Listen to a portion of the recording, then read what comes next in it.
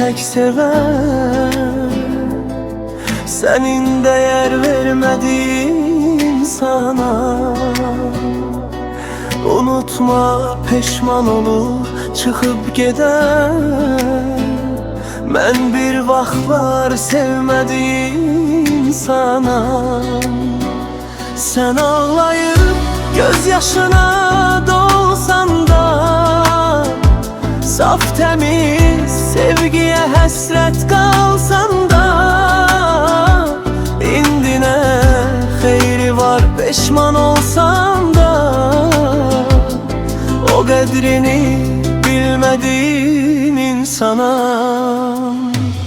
Değişti her şey mende, unutuldum. Azdım dumanda çende, unutuldum.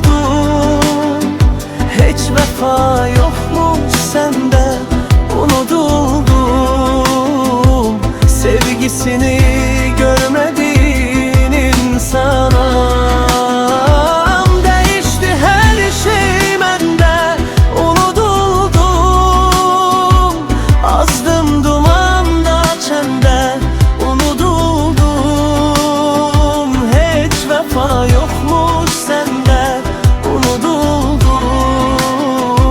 Sevgisini görmediğin sana.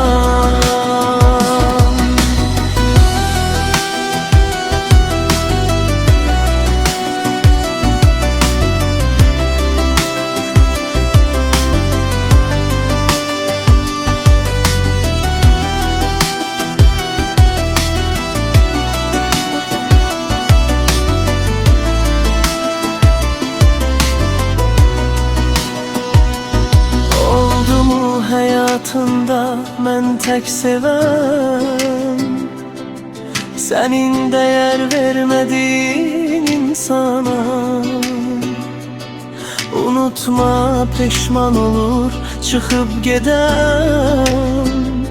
Ben bir vaxtlar sevmediğin insana.